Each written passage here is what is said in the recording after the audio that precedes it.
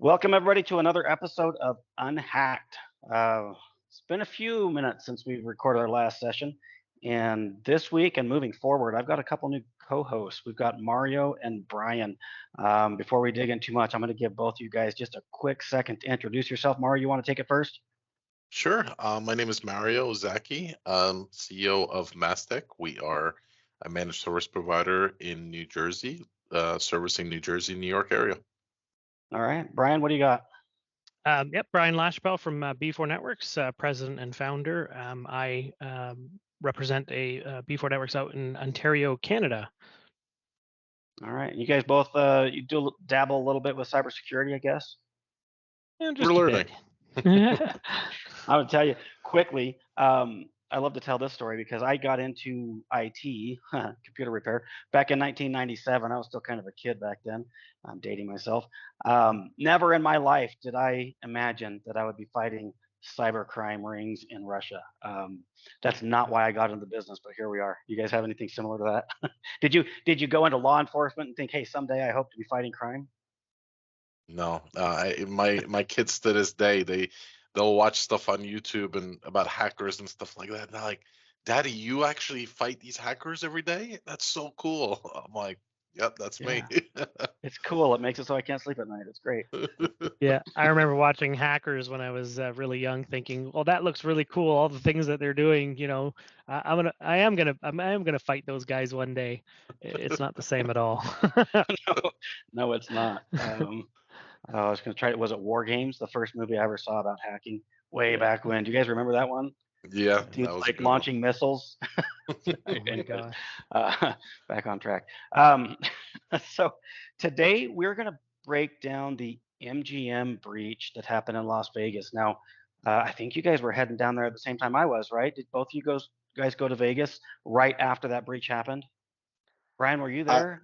I was Mario? not there, but somebody I know very closely was on their way down there during that time. Okay. I was supposed to be going the following week, so I didn't go when you went, but we ended up Okay. canceling the trip. We heard it was Okay. a disaster down there. Yeah. Yeah, I went down. They pretty much recovered. I didn't really even see any lingering issues. I know behind the scenes there were probably plenty, but they'd done a pretty good job of getting back to business by the time I got there. But man, if that trip had been just a few weeks earlier, I don't know. I'm guessing we would have had to cancel it. So let's get into it. Let's talk about what happened. And I think on our agenda we actually have the damage done second, and then how it happened first. But let me switch that up. I'm gonna throw a curveball out there. Let's talk about what from a user's perspective, a guest, or even an employee of MGM. What was the damage? What kind of a hit did they take? Bryan, you wanna start there? Yeah, I mean, from the get-go, that the first signs of activity for customers seem to be in, like, slot machines not working, ATMs not working, or dispensing cash. So just some symptoms like that. Some small things, Um, right? You're going to Vegas, yeah, slot machine missing, that's not a big deal. right. And then even all the way up to things like digital key cards not opening their hotel room doors. Like, could you imagine not being able to open your door to your own room, and that's happening across the whole hotel or the multiple hotels they had. Yeah, I mean, I like seriously as a guest, it's I don't want to say fun, but it's interesting to break these down as an outsider, a armchair quarterback or whatever you want to call it, right? But to put yourself in the position of a guest going to Vegas, like you've planned for this trip, you've paid a fair amount of money, taken time off. Yeah. Maybe it's a family trip, maybe it's with your friends. I don't know, but it's usually a big deal, right? This isn't somewhere you go Yeah. because you're just, hey, what if we do this weekend? People go to Vegas because this is a big deal, and they get there, they can't get in the room. Slot machines are down. I mean, what else was broken? Well, from what I saw, like on videos and on the news, it just check-in was taking Yeah, hours, yeah, because the front desk machines or computers, they couldn't check people in, so they were waiting online for hours. right. Cash payments in some cases. They were doing transactions on paper. I mean, it was a mess. So you Yeah, go, you've got this big vacation. Yeah, couldn't accept credit card. You right. go there, and who brings cash with them anymore, right? Yeah. So, And yeah. ATMs are down. Like Yeah. we're not talking about a small inconvenience here. This is a major thing for a lot of people. Um, What else do we miss anything on Oh, kind of the tons. Yeah, I mean, they couldn't watch TV in their rooms, so when they were in their rooms, the phone lines were down. The sports booking pages weren't working. They couldn't take bets. Like, it was just there's so much more. yeah, and that's from a guest perspective. Now let's flip it a little bit. Let's imagine that you're the IT consultant or an internal IT guy when this is going on. Are any of us smiling? And no, I'm just like calling it quits and running home. No, I'm kidding. I mean, almost, right? Like that might Yeah, be one to throw in the towel. I don't know. yeah. I cannot imagine being the director, the CIO, or anybody of significance when this was going on. Holy hell! Like, put yourself in their shoes just for a minute. Talking Um, about losing sleep. I'm oh my sure God, he's. yeah, The reality yeah, is, I mean, this could happen to literally any of us. It it doesn't could. matter how many bars you put on the windows and locks you put on the doors. If somebody kicks open the back door and holds it open, there's not a whole lot anybody can do. Awareness is so important.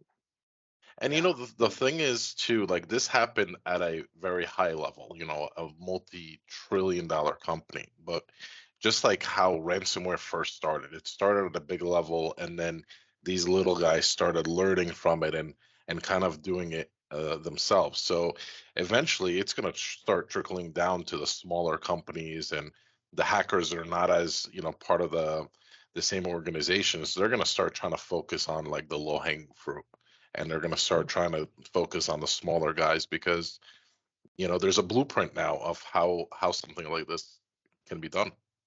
yeah. I mean, maybe we should transition into how this was done. And but to play off what you're saying, Mario, um, when I'm out talking to clients or prospects about security, sometimes I get pushback in one of two mindsets, and one is um, we're too small, we're not a target, they're not going to come after us, right? That's one.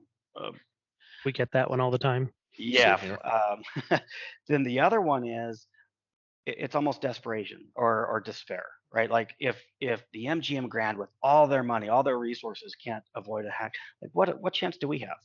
So why try, Yeah. right? So you've got those two mindsets that keep people out of it, and really my point with this whole podcast is most breaches are preventable, and if we're doing basic things, it's not like we have to throw a lot of money at it. And we're going to get into the details of MGM, but in most cases you can go back and look at how somebody was breached, and small things, inexpensive things would have prevented that from happening. So in this case, it's kind of a yes and no to that, right? We've Mm. got, because this is such a high profile, super targeted attack. They did do, if you're a big enough company, a big enough target, and somebody wants in bad enough, they will get in. Right. 97%. That's my number. That's the number of things that we can protect. These guys were probably going to go down one way or another, Yeah. right? I'm not going to sit here and say that MGM screwed up. I'm not. But we're going to look at what could they have done, maybe, looking back on it, what can we learn from it, stuff like that. So, Mario, as we were getting ready for this, you had some interesting information about some of the legwork that the hackers did to get in. Do you want to talk about that for a second? Yeah, so I mean, this was social engineering. So, a hacker or the team, they pretty much went online and public information. They went on LinkedIn. They found an employee that works there that realized, he has his title there. So this guy should definitely have some sort of, higher level permissions. So they targeted. They contacted the MGM help desk, and they said that they are so and so. I don't know if they ever released the person's name, and that he needs his password to reset. So they contact, when he contacted the help desk, the guy that took the call, um, you know, wanted to cooperate because he knew that this was probably like a C-level executive. So he reset the password, and the hacker was able to gain access to the network. Yeah. You threw a term out there, and I always like to define these because our audience doesn't always know terms, definitions, acronyms, Mhm. and all that. Social engineering, and Bryan, I'm going to punt this one over to you. Do you want to tell our listeners what social engineering means? Yeah, And maybe it's sure, obvious, but absolutely. maybe it's not. Yeah, absolutely. So social engineering is when you use just non-technical means to get information and access. So I once watched a video of someone trying to gain access to somebody else's telephone account with their telephone provider. And so what they did is they put on a recording of a baby crying in the background, and they sounded really desperate, like very confused, like my husband asked me to call you. He needed access to the air, and just a minute, quiet down, right? And the person at the other end of the phone is very sympathetic and trying to help, and so obviously didn't follow process, didn't follow procedure, and because this person on the phone was very convincing, gave them access to some complete stranger's cell phone account, right? So social engineering is where you're basically using human tools like our own voices, our own calling in, showing up at the door, and tricking people into providing you access that you ought not to have. Yeah, there's really two components to cybersecurity, and most of the time when we say, "Hey, let's talk about it," we're just talking about technology, and the human element is really what gets left out of most conversations, of most cybersecurity plans. You know, I don't know if you guys want to publicly admit this or not, but if you took a poll of all of your clients, all of the end users that you support, how many of them, as a percentage, would you guess is actually going through the provided training on cybersecurity? Because I'll tell you, it's not impressive, right? No. We can probably agree on that. Executives, when we're telling them you've got to train your people, even if they agree with you, getting the follow through is damn near impossible. Like that's a tough one, Yeah. right? So, do you guys agree with that? Absolutely. Yeah, I do. One of the ways that we've seen a lot more uptake on cybersecurity awareness training is gamifying it and Yeah. letting them know that, hey, we're going to be trying actively to trick you on an ongoing basis, and if you find our attempts, when you find one and you report it, we'll enter your name into a draw, or gamify it in some way to reward them and say, like, hey, you found it. And that seems to work really well, because now people are actively engaged in trying to find these things, and if they're looking for mine, guess who else is they're looking for, right? They're looking for other So, people's attempts. So It's are a good you idea. saying you use social engineering to get people to learn about social engineering? I did. Absolutely. That's what I heard. And listen, I mean, you're making the point though, right? It works. It works. So here's the fun fact about us humans: we're stupid. We think that we operate on intelligence, but we don't. We operate on emotions. And Like instinct. 100% of what we do is emotional based. We form an emotional opinion or belief system, and then our brains are wired to go out and find evidence to back up what we already believe. We generally don't go out and look for evidence to counter our beliefs, right? Um, Correct. so two of the problems with human wiring is, and I talk about this a fair amount. One is we're wired to avoid conflict, and two is we are wired to help people. Right. So we're talking about this MGM thing, and they could look him up on LinkedIn and whatever, and they find this poor unsuspecting person that they're going to impersonate. But really, what they're doing, they're going into a help desk and they're impersonating a higher up or whatever, right? And they're like, "I'm your boss, and I need my password changed. And you know what? Fine, don't change it, and you're gonna be fired. You're gonna be looking for a job tomorrow. Is that what you want? Now get my damn password changed, right? So this we're employing, not only maybe they start nice and say, hey man, I need your help. I really need your help. I'm in a crunch. I've got whatever going on, like that video you're talking about, Brian. Where she's got a screaming baby, right? And I just need you. Can you help me out? So we're wired to say yes, of course I'll help you out. But if you can train that out of people, then we go into this conflict that we're like just inherently we don't want to do it. So like Right. I'm coming at you. You better help me. I'm coming at you. Like okay, I got it. Like so this is human social engineering. Is we play on these emotions. We play on the way the human brain is wired, and we manipulate it and control it. It's kind of scary actually. Um, there's a lot of psychology that goes into this. So this is kind of the main message that I think is most important to get across to people is we've got technology and we have to secure that. But no matter how well we do that, if we don't get control of the human side of it, we're kind of screwed. And that's what happened at MGM, right? Yeah. Absolutely. Absolutely. So there was some technology stuff too, But really the biggest thing was, at least where it started, was the social engineering part of it, the human element part. So what did we miss as far as technology? We talked about, they found them on LinkedIn, they impersonated. Bryan, before you were talking about RMMs, and probably we better talk about what an RMM is first, and Yeah. then can you talk a little bit about what they did? Absolutely. So in the IT world, we need ways to access our clients' computer systems, and so we install remote monitoring and management systems to be able to access our clients' computers from pretty much anywhere. And internal IT departments do similar things. They'll install pieces of software that allow their administrators to come in remotely and help out.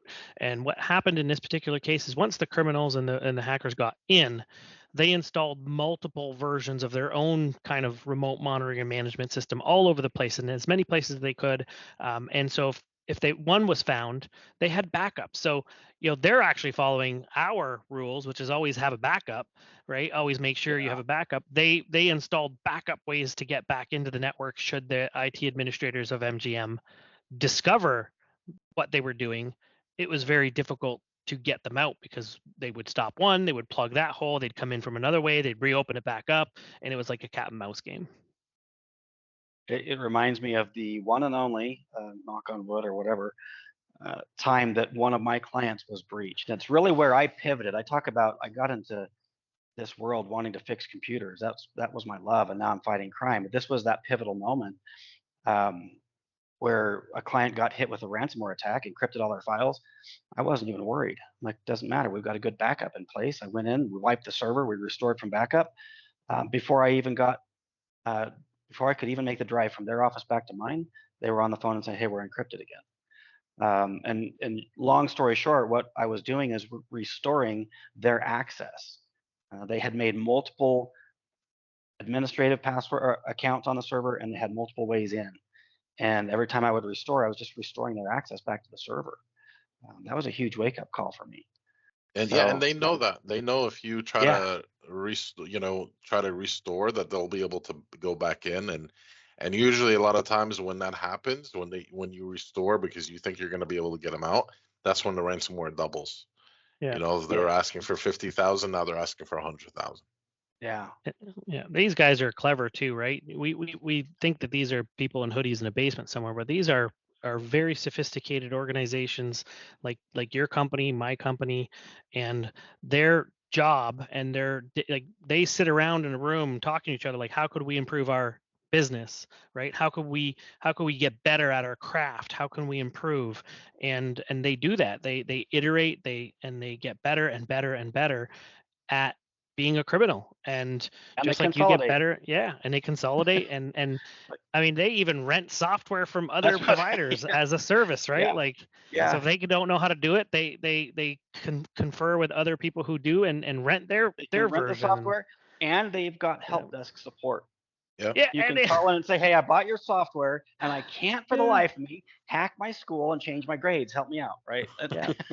Yeah, and they've even gone to the point now where they have a code of ethics, like you won't Oh settle yeah, for more than like 30% of the original ask, or you have to ask for at least $1 million, or like, oh, it's just crazy yeah, where they're going. Yeah, Well, yeah. I mean, the guys automatically programming the software that they're selling, it automatically is programmed to give them a cut of the money that is brought yeah, in. So it's built I didn't in. know that. It doesn't I surprise didn't know me, that but either, but yeah, it's brilliant. It's terrifying. It's all of those things. So on MGM's, on this particular case, and I don't think we've talked about it yet, and forgive me if we have, because we talked for a while before we started recording, but the financial loss, as far as we know, or as far as publicly reported to MGM, is what? I Do we believe know? it's somewhere between 100 million and a half $1 billion. Yeah. yeah. Yeah. That might be Now, hard cost but and soft cost all built in, right? Because there's so much involved. There's right. the immediate repair. Did they pay the ransom? Then there's the after effects. Did information get breached, like lost, and now they have to pay for a bunch of people to have identity protection on their credit files, things like that, and the Yeah. lost So sales and revenue. right, right. And the Now, do you consultation guys know, costs. did they ever pay at the ransom? I don't I don't know. I don't have that information. I haven't been I able to don't find have it. it either. I know initially they refused, but I can't remember now, or I couldn't find whether they actually paid any of it. So I don't think it was ever released.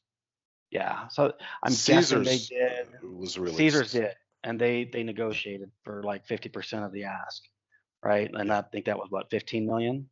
yeah, Um, and this is all in perspective, and this is where we can kind of lose our client base by talking about these huge numbers, because I can look at my client and say, hey, you could get hit for $500 million, and they'll just laugh like I don't have that Yeah. whatever. But it's a percentage, and when they go after you, especially in a targeted attack, they know what you can afford before they ask it most of the time. Right. They've done their research, and Yeah. I think Mario mentioned it. Listen, the federal government can't protect their systems, and they got unlimited amounts of your tax dollars to do so, right?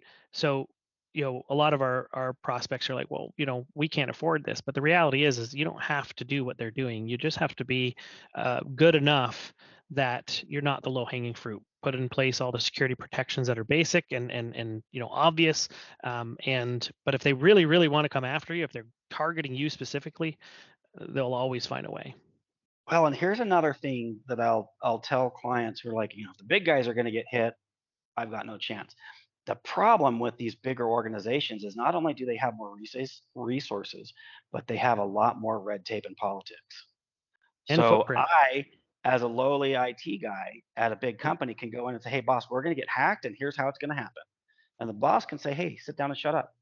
That's not your job, right? Yeah. Or the boss then could go to his boss and say, hey, we need X number of dollars because we might get hacked this way. And the boss is like, well, that's not in the budget. Plan for it next year, right? So this is a bigger problem than us little guys realize in these bigger organizations. So we look at them and like, they're unlimited. No, they're not. They actually have more limits than we do in a lot of Hmm. ways. So there was an example that I talk about a lot on my webinars. The city of Fort Worth got hit. They lost about $500,000, half a million.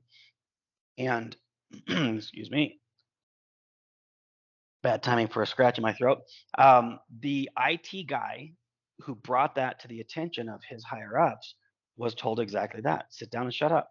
Um, I mean, turned into a big lawsuit. The guy got fired. He tried to sue him or whatever. But that IT guy, his assessment of it was that the city was 90% out of compliance with best practices. Again, we're not talking about high level stuff. We're talking about best practices, just the basic recommendations. 90% out of compliance, a government institution with so-called unlimited resources, right? So it's not as hopeless as we think when we look at these headlines. When we really look at what's going on behind the scenes, it's actually not that hard to fight this stuff, right? I mean, Yeah. it's not easy, but it's not that hard. It's not Is that fair? hopeless. Yeah, Well, yeah, yeah. I remember, and I think it's probably maybe a year, about a year now, but there was a water treatment plant down in Florida that got compromised, and when they investigated, they found out that there was a TeamViewer was installed on all the computers, and it wasn't properly configured that you actually have to log in and do it like you would with like other remote management systems. But TeamViewer was just set up on all the computers. All you needed was the ID and the small little password that's the default. And the hackers were able to get into it, and they caught them right before they started messing with the treatment of the water, which would have then turned into Mm, being that's a good poisonous. mess. So it's So just to something simple, just like not Yeah. having TeamViewer on the computers. Well, so to clarify, TeamViewer is a remote access software. It's remote control, and it usually broadcasts. That's how you can get into it from a remote site. So they have scanners. The hackers have scanners that can go out and just find any computer with an active TeamViewer listening port, right? Hmm. So yeah, that's a huge no-no, which kind of plays into shadow IT, right? Where we should be looking at, and we're going to get into lessons learned here, I guess. Uh, we can run scans on the software that exists for our clients, and we can pick up on stuff like that. And that's something that we should always be doing, is looking for this rogue software, or this shadow IT as it's called.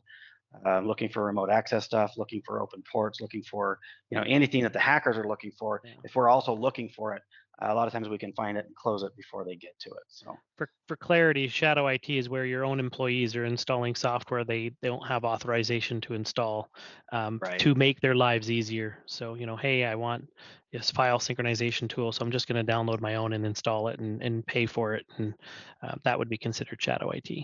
Possibly because they went to their boss and said, "Hey, I need this for my job," and they said no. Right. Like, all right, then I'll pay for it myself. They think it's a money Yeah. issue. It's not always a money issue. It's a security issue. Well, the problem is with like a program like TeamViewer, it's free. Like they have paid versions, but they have also the free one. So like you'll see people like, oh, I want to go home early today, so I'll finish from home and I'll just install this so I can log in and finish the work. So they'll install something and nobody will ever uninstall it when they're done. That's the problem. File share programs, like it used to be Dropbox was the primary one. A lot of people still use that, which kind of surprises me. Now it's OneDrive or whatever, but the easier we make it for us to access files, the easier we make it for bad guys to access files. So super important to keep a handle on where our data lives, how it's being protected, and how we would restore from it. Right, that's part of any good backup plan. So, okay, let's formally transition now to lessons learned. And we are intentionally all over the place because we're looking at the MGM, but in general, we're just looking at security and what lessons we can learn. So, Bryan, I'll have you go first, and then Mario, if you would just kind of, in your mind, what have you personally looked at? What have you learned? What have you done differently since evaluating MGM situation? Yeah, so specifically when with this particular situation, we sat down with our team and just talked about some of the areas that what can we do differently to make sure that we don't fall for the same type of traps. And so we usually have a very select few amount of our clients approvers. So we have a list of approvers at our clients that are authorized to make certain changes. And if somebody's calling in for a password reset or anything like that, in most cases, because we don't necessarily trust sending a text message or anything like that to confirm who they are, because text messages could be intercepted. In most cases, we'll just call, because we deal with some clients that are a little on the smaller side. We just call the primary contact or secondary contact, and we can recognize their voice and we know who they are at their primary office, and we'll ask them to confirm if we can reset that person's password, or in some cases we can email the person's manager or the approver to get that authentication from a second person, like a different person than the person who's requesting the password to be reset. So that's just like some of the things that we've done, and there's some more. Not all of them will I get into, because I don't want somebody to utilize those to, social engineering us. But if you know exactly how we do it. So. All right, Mario.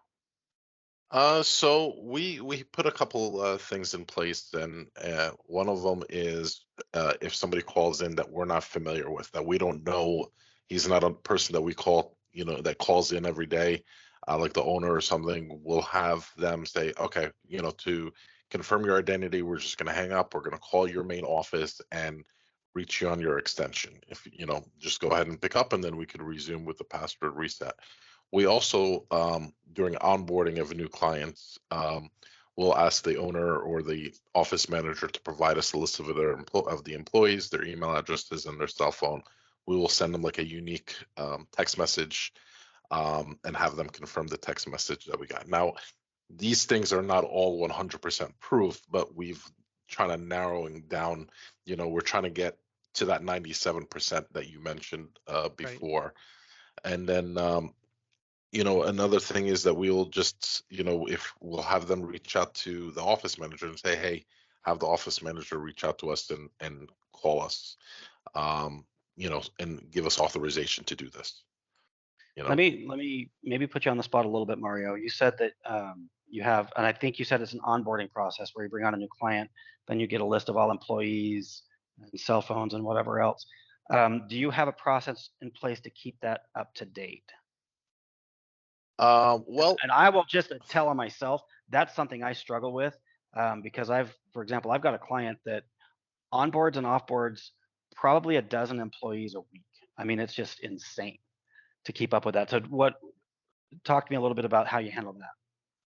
Yeah, so and again, it's very hard to kind of force people to do this, but we tell them like we created an offboarding form, an onboarding form. They go on our website, they fill it out, but more importantly is the offboarding. So if Right.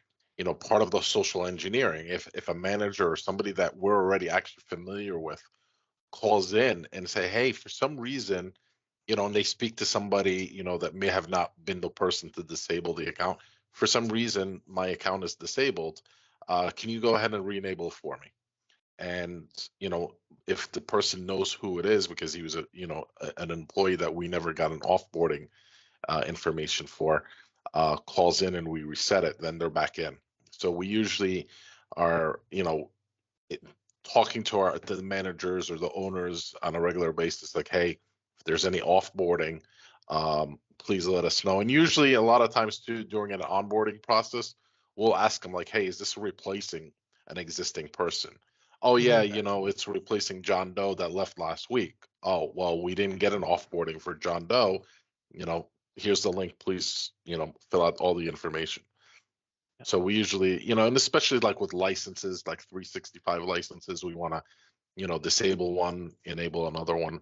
So for the people listening, definitely one thing that you can definitely make sure right now with your existing IT is make sure if there's an employee that no longer is with you, make sure that you tell your IT guys like, hey, this guy's gone, disable everything. Brian, did you have something to add to that? Yeah, one of the ways that we've found that's very successful in keeping an up-to-date list of who works at all of our employees or all of our customers, I would say a large majority of our clients are using Office 365.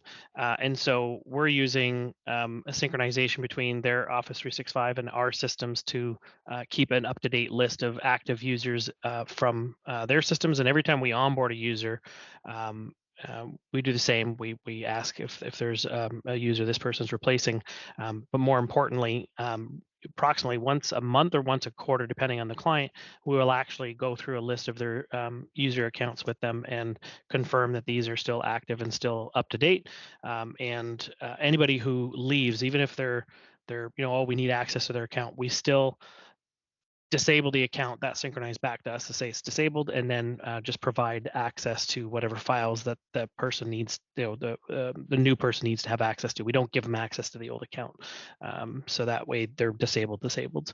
And that's how we keep an active list of people who are currently working at our clients to make sure that we're always up to date, even if it's the next day. Okay. So just kind of listen to you guys talk and listen to myself. What I'm kind of observing throughout this whole thing is we haven't talked a lot about technology today. No. There was some amount of technology used in this breach, but so much of this it comes down to the human weaknesses that we have. It comes down to policies and procedures. It's the stuff nobody wants to talk about. This is not fun. It's not sexy. But almost, I don't know. I don't have a percentage. I'm not going to make one up. But a significant amount of time, this is the reason people get breached, is a flaw in policies and procedures. It's some human weakness. It's something to that effect. So, if I was going to have a key takeaway from MGM, it's number one, we are all vulnerable, right? But number two, we have to stay on top of not just the technology, because that is key. We've got to stay on top of our human weaknesses, our human behaviors. We have to constantly be training. Simulated attacks. We talked a little bit about that. That might have been before we started recording, but like test your own, whoever's doing your security for you. Try to impersonate somebody, or see how good their processes are. And you know what? Honestly, hire somebody to do that for you. Even better. Now, I personally, and I think you guys are the same, right? I don't trust myself. I know I have blind spots. I know I have weaknesses. This is what I do all day, every day. But I still know that somebody's out there smarter than me, better than me, faster than me, and they're going to find a way through. And so I have an outside firm that tests my stuff and that audits me and makes sure that I'm doing what I'm supposed to do. And you guys both do the same, right? Yeah, Exactly. absolutely. Yeah, Yeah. So I was just going to say the best athletes in the world have coaches that right. train them and teach them and guide them and point out, because sometimes you can't notice what you're doing that's wrong because you're in it and you're internal, and somebody externally can see it. And so the best sports people have coaches. Why shouldn't we, right? And so, like what Justin was saying, I have somebody watching my back because I don't know everything about IT security. To anybody who says they do, they're lying and or incompetent. There's always more to learn or more to know, and so partner with somebody who has that knowledge, and that's what we've done. Well, plus we get Yeah, stuck in a rut. We get overwhelmed. Like there's just no way, even if we think we're brilliant, right? Mario, I cut you off there. No, I was just saying it's you're auditing, the network, and by definition, it's a third party, for audit, a third party company auditing, checking the work. Like even IRS, like the IRS is the third. You can't have your accountant audit your network and call it an audit. They're just Right. reviewing their work. Right. So it's always good to have another set of eyes, kind of just look in and make sure, because you could be staring at the same thing day in and day out, and it'll never click to you.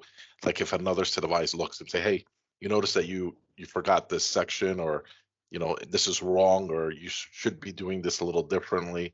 But if you're staring at the same thing every day, you're going to get the same results every day. Correct. Yeah. So that's kind of where I want to. We'll go ahead and wind this down here, but the takeaway for the listening audience is, I mean, even as an IT expert, you probably don't know what you don't know. But most of the people listening to this are not IT/cybersecurity experts. They're CEOs or employees of companies where you have, you're wearing 500 hats and you've got a million tasks on your list. It's growing and growing, and your inbox is out of control. And good luck fighting cybercrime while you're doing all of that. So no matter how secure you think you are, no matter how comfortable you are, just put a second set of eyes on it. Now, here's what the big reveal, what everybody's waiting for, right? How much does this cost? Because and I'll be honest, a true cybersecurity audit that has teeth is expensive. We're talking about thousands of dollars. But today we're not really talking about 100%. We're saying, hey, let's do something. Like let's get out of that low-hanging fruit category that I think Mario mentioned. And so all three of us offer. Mario, you called it a mini penetration test. I kind of like Mini that pen term. test, yeah. Mini pen test. I call it a security assessment, a network evaluation, whatever we want to call it. And you guys correct me if you have a different process, but what I do is I run a third-party automated assessment, right? That's the technology side of it. And then I have my own internal checklist that I go through because a technology assessment isn't going to reveal this, but I will ask key questions. And then I'll fill out a little thing, and it's a nice, pretty report, and says, here's where you got a green light, a yellow light, and a red light. And here you go, Mr. Prospect or client.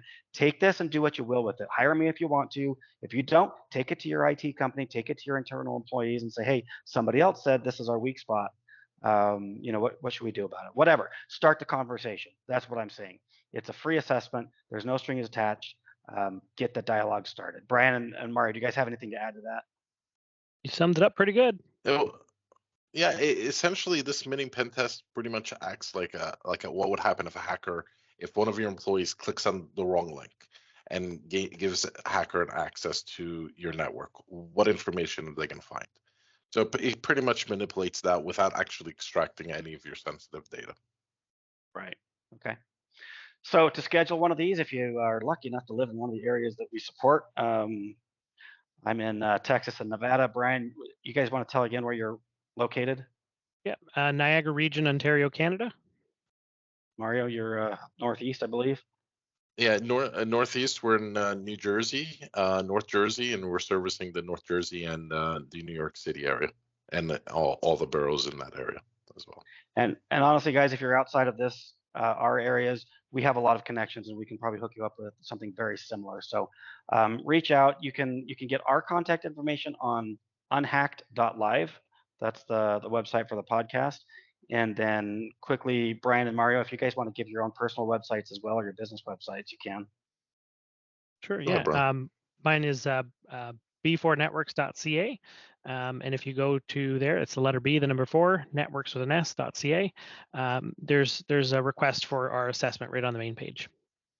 Okay, Mario. And our website is maztec.com. That's MAZTECK. unhacked.com, and right there you can schedule an appointment with us. Right, and I'm mastercomputing.com. And again, jump on those. Schedule we usually start with like a 10-minute call and a verbal assessment, and then we move into a more of a deep dive from there. But again, no strings attached. Just get a second set of eyes on this, and you're going to come away with some sort of a roadmap of what your next steps should be. So, guys, thank you again for being here. We're going to go ahead and wrap up. Any final thoughts, Bryan? I don't. Thank you very much, Justin, for having me on the podcast today. All right, Mario, any final thoughts?